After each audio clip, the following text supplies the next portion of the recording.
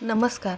उद्या 15 मार्च वार रविवार आणि या दिवशी आलेली आहे पापमोचनी एकादशी. हे व्रत जाणून बुजून किंवा नकळत केल्याने देखील पापांचा नाश होत असतो. तर प्रत्येकाने हे व्रत करायचेच आहे आणि यासोबतच अत्यंत महत्त्वाचा आणि प्रभावी हा एक उपाय नक्की करा. तर उद्या मराठी वर्षातील ही शेवटची एकादशी असल्यामुळे तुळशीजवळ ठेवा फक्त ही एक वस्तू. सर्व कामातील तुमचे अडथळे येत असतील ते नष्ट होतील आणि तुमची प्रगती होणार आहे.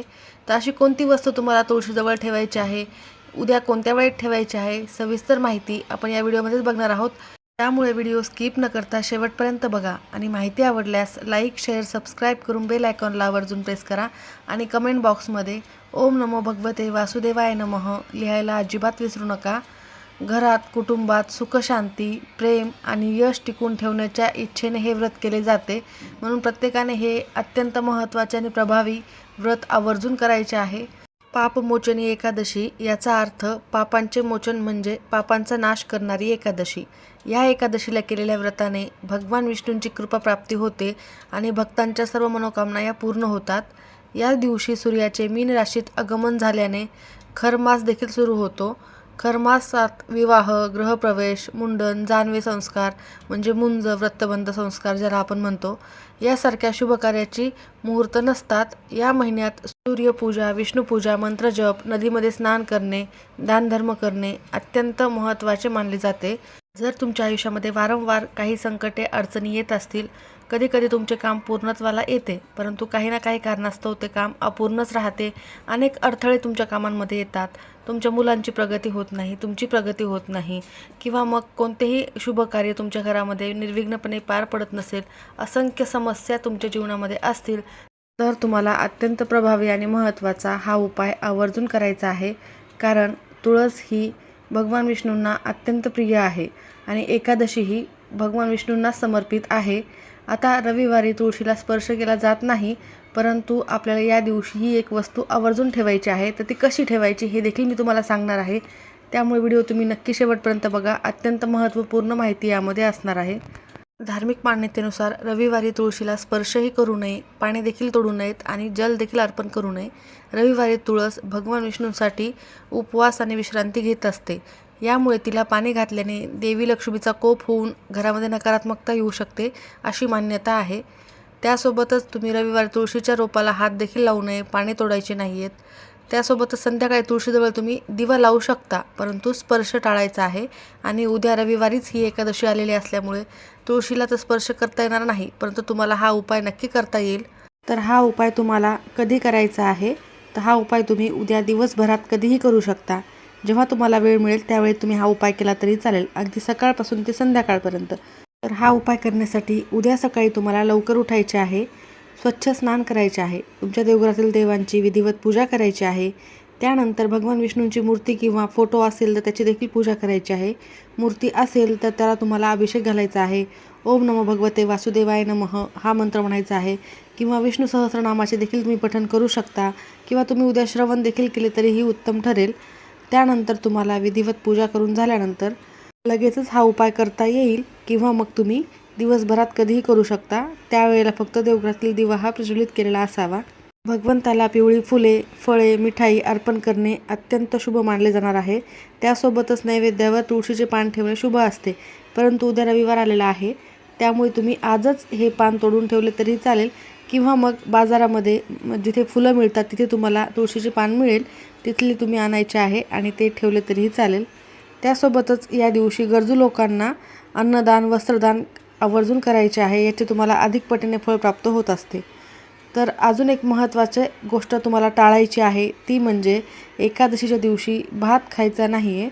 भात खाल्ल्याने मनातील चंचलता वाढते, म्हणून या दिवशी भात खाल्ला जात नाही. त्यासोबतच लसूण, कांदा किंवा मांसाहार पूर्णपणे वर्ज्य करायचा आहे. सात्विक आहारच या दिवशी घ्यायचा असतो. या दिवशी तुम्हाला संध्याकाळी घरात, देवघरामध्ये आणि तुळशीजवळ एक दिवा आवर्जून लावायचा आहे. त्यासोबतच या दिवशी संक्रांत आणि एकादशीच्या योगावर अन्न, वस्त्र, धान्य, पादत्राणे म्हणजे चपला वगैरे तुम्ही दान करू शकता. त्यासोबतच तुम्ही धनाचे दान देखील करू शकता. यथाशक्ती तुम्हाला जे शक्य होईल ते थोडे तरी दान करावेच. शक्य असल्यास या दिवशी व्रत करू शकता आणि व्रत करणाऱ्या भक्ताने दिवसभर निराहार राहावे. जर उपाशी राहणे शक्य नसेल तर एक वेळा फलाहार घेऊ शकता. दूध, फळे याचे सेवन देखील तुम्ही करू शकता. या दिवशी तुम्हाला उपवास नाही केला तरीही चालेल. आवर्जून महत्त्वाचे एक काम म्हणजे गीतेच्या 11व्या अध्यायाचे पठण करणे अत्यंत शुभ मानले जाणार आहे. त्यामुळे तुम्हाला शक्य असेल तर श्रीमद भगवद्गीतेचा 11वा अध्याय तुम्ही आवर्जून वाचायचा आहे. संपूर्ण अध्यायाचे पठण करणे शक्य नसल्यास तुम्हाला आपल्या वेळेनुसार गीतेचे काही पानाचे देखील पठण तुम्ही करू शकता. उद्याच्या दिवशी तुम्ही हा उपाय केल्याने तुमच्याकडून कळत नकळत घडलेल्या पापांपासून तुम्हाला मुक्ती मिळते. त्यासोबतच हा उपवास केला तर तुमचे भाग्य देखील वाढते आणि पूर्ण भक्तिभावाने हा उपवास तुम्हाला करायचा आहे. त्यामुळे तुमचे सौभाग्य देखील वाढते. एकादशीचे व्रत हे केवळ आजार आणि दुःखांपासून मुक्त होतातच शिवाय पापांचा नाश होतो आणि मोक्ष प्राप्त होतो आणि पुण्यफळाची प्राप्ती देखील मिळते. असा हा अत्यंत महत्त्वाचा आणि पवित्र दिवस असल्यामुळे तुम्हाला या दिवशी विष्णुप्रिय असलेली तुळस हिचा हा उपाय करायचा आहे आणि हे व्रत देखील मनोभावे करायचे आहे. एकादशीला भगवान विष्णूंच्या पूजेसोबतच तुळशी मातेचीही पूजा केली जाते. परंतु उद्या रविवार असल्यामुळे तुम्हाला पूजा कशी करायची आहे ते देखील मी पुढे सांगत आहे. हे व्रत करणाऱ्यांनी सकाळी प्रार्थनेनंतर तुळशीच्या रोपाजवळ एक तुपाचा दिवा लावायचा आहे. कोरडे हळद कुंकू जे असते, अक्षता, त्या तुम्हाला वरतूनच वाहायच्या आहेत. तुळशीला स्पर्श करायचा नाही आहे. त्यानंतर तुम्हाला तिथेच एक तुपाचा दिवा लावायचा आहे. तसेच या दिवसापासून तुळशीची सतत सेवा केली तरीही उत्तम ठरेल. तुळशीची सेवा केल्याने सौभाग्यामध्ये वाढ होते. भगवान विष्णूंचे आणि माता लक्ष्मीचे देखील आशीर्वाद तुम्हाला प्राप्त होतात. तुळशी मातेला लक्ष्मीचेच रूप मानले जाते. म्हणून तुम्ही हा जो उपाय केला तर साक्षात लक्ष्मी माता तुमच्या घरामध्ये कायम वास करेल आणि तुमच्या आर्थिक कोणत्याही समस्या असो, अडचणी असो, पूर्णतः नष्ट होतील. तर हा उपाय करण्यासाठी तुम्हाला सर्वप्रथम स्वच्छ हातपाय धुवून घ्यायचे आहे. देवघरासमोर आसन टाकून बसायचे आहे. जे मुख्य प्रवेशद्वार उघडे ठेवायचे आहे. तुम्ही हा उपाय सकाळी किंवा संध्याकाळी दिवसभरात कधीही करू शकता. सकाळी किंवा संध्याकाळी करण्याचा जास्त प्रयत्न करा. सकारात्मक लहरी या वेळेमध्ये जास्त प्रमाणात सक्रिय असतात. त्यावेळेत केला तर उत्तम ठरेल. तर देवघरासमोर आसन टाकून बसल्यानंतर यासोबतच मी तुम्हाला दिवसभरात करण्यासाठी अत्यंत महत्त्वाचा एक उपाय देखील सांगत आहे. तो देखील तुम्ही दिवसभरात कधीही करू शकता. तुमच्याकडे दक्षिणावर्ती शंख जर असेल तर दिवसभर त्याच्यामध्ये थोडेसे पाणी भरून ठेवायचे आहे किंवा मग गंगाजल असेल तर ते देखील भरून ठेवता येईल. ज्यावेळेला तुम्ही सकाळी भगवान विष्णूंची पूजा करणार आहात त्यावेळेला भरून ठेवला तरीही चालेल. संध्याकाळी 5 वाजेपर्यंत हा शंख तसाच ठेवायचा आहे आणि 5 वाजता शंखातील पाणी तुम्ही सर्व घरभर शिंपडायचे आहे. यामुळे तुमच्या घरातील सर्व नकारात्मकता, दोष पूर्णतः नष्ट होतील. उद्या दिवसभर तुम्हाला ओम नमो भगवते वासुदेवाय नमः या मंत्राचा जप देखील करायचा आहे. दक्षिणावर्ती शंख हे देवीचे रूप मानले जाते आणि हा उपाय केल्याने माता लक्ष्मीचा देखील तुम्हाला आशीर्वाद प्राप्त होईल. हा उपाय तुम्ही उद्या सकाळपासून संध्याकाळपर्यंत कधीही करा. जर तुमच्याकडे दक्षिणावर्ती शंख नसेल तर एका तांब्यामध्ये तांब्याभर पाणी भरून ठेवायचे आहे किंवा गंगाजल भरून ठेवायचे आहे. दिवसभर मंत्रजप करायचा आहे आणि संध्याकाळी तुम्ही हा उपाय करू शकता. त्यानंतर लगेचच तुम्ही तुळशीला ही वस्तू अर्पण करू शकता किंवा मग दिवसभरात कधीही करू शकता. तुळशीपत्राशिवाय भगवान विष्णूंची पूजा ही अपूर्ण असते. ज्या घरामध्ये तुळस असते त्या घरावर कधीही वाईट संकटे येत नाहीत. ज्या घरामध्ये तुळस असते त्या घराची भरभरून प्रगती देखील होत असते आणि अशा विशेष तिथीवर तुळशी संबंधित काही उपाय जर आपण केले तर ते अत्यंत प्रभावी ठरत असतात. आपल्याला धनप्राप्तीसाठी, लक्ष्मीप्राप्तीसाठी आणि प्रत्येक कामामध्ये प्रगती होण्यासाठी हा उपाय करायचा आहे. तर तुम्हाला हा उपाय करण्यासाठी एक मातीची पंती घ्यायची आहे. त्यामध्ये दुहेरी कापसाची वात लावायची आहे. त्यामध्ये शुद्ध गाईचे तूप टाकायचे आहे. तूपच या दिव्यामध्ये टाकायचे आहे, तेल टाकायचे नाही आहे. जर गाईचे तूप नसेल तर तुम्ही दुसरे कोणतेही तूप, चांगले तूप जे असते ते टाकू शकता. तूप हे माता लक्ष्मीला अत्यंत प्रिय आहे. तुपाच्या वासाने माता लक्ष्मी तुमच्या घराकडे आकर्षित होत असते. त्यानंतर तुम्हाला त्या दिव्यामध्ये चिमूटभर हळद टाकायची आहे आणि 2 अखंड फुलांच्या लवंगा टाकायच्या आहेत. लवंगा ह्या दारिद्र्यनाशक असतात. तुमच्या घरातील सर्व दरिद्रता, दुःख नष्ट होण्यासाठी लवंगा या दिव्यामध्ये टाकल्यानंतर शुभ परिणाम पाहायला मिळतील. त्यासोबतच हळद देखील माता लक्ष्मीला अत्यंत प्रिय आहे, म्हणून हळद देखील आवर्जून टाकायची आहे. माता लक्ष्मी कायम तुमच्या घरामध्ये वास करेल. त्यानंतर तुम्हाला त्या दिव्याला आसन द्यायचे आहे. दिवा हा जमिनीवर ठेवू नयेत, त्यासाठी तुम्हाला एक प्लेट घ्यायची आहे. प्लेटमध्ये तुम्ही फुलांच्या पाकळ्या टाकून घेऊ शकता किंवा मग थोडेसे गहू देखील टाकू शकता किंवा मग तुम्ही तुमच्याकडे एखादी डाळ असेल, मसुराची डाळ असेल ती देखील टाकली तरी चालेल किंवा नुसतं फुलांचं आसन दिलं तरी चालेल. आणि ही प्लेट घेऊन तुम्हाला तुळशीजवळ जायचे आहे. दिव्याला आसन देणे अत्यंत महत्त्वाचे आहे. कोणतेही आसन द्या पण द्यावे लागते.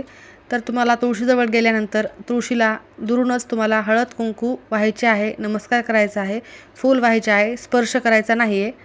त्यानंतर हा दिव्याला देखील हळद कुंकू अक्षता वाहून घ्यायची आहे, फूल व्हायचे आहे आणि तिथेच बसून तुम्हाला प्रज्वलित करायचं आहे. तिथे बसून तुम्हाला श्री सुक्तमचे एक वेळेला पठण करायचे आहे. एक वेळेला व्यंकटेश स्तोत्रमचं पठण करायचं आहे. ओम नमो भगवते वासुदेवाय नमः या मंत्राचा कमीत कमी 108 वेळेला जप करायचा आहे. ओम श्री महालक्ष्मी नमः या मंत्राचा देखील तुम्हाला कमीत कमी 108 वेळेला किंवा 21 वेळेला तरी जप करायचाच आहे. त्यानंतर तुमच्या ज्या काही अडचणी समस्या आहेत तिथे तुळशीजवळ तुम्हाला बोलायच्या आहेत, नमस्कार करायचा आहे. सर्व समस्या अडचणी तुमच्या आयुष्यातून दूर होण्यासाठी प्रार्थना करायची आहे. इच्छा पूर्ण होण्यासाठी देखील तुम्हाला प्रार्थना करायची आहे. त्याचबरोबर अजून एक उपाय करायचा आहे. भगवान विष्णू हे पिंपळाच्या झाडामध्ये देखील निवास करतात अशी मान्यता आहे. म्हणून उद्याच्या या पापमोचनी एकादशीला पिंपळाच्या झाडाखाली एक मोहरीच्या तेलाचा दिवा आवर्जून प्रज्वलित करायचा आहे. त्यानंतर पिंपळाच्या झाडाला देखील 11 प्रदक्षिणा करायच्या आहेत. ओम नमो भगवते वासुदेवाय नमः या मंत्राचा जप करायचा आहे. हा उपाय केल्याने पितृदोष, शनिदोष, कोणताही दोष असो तो नष्ट होतो.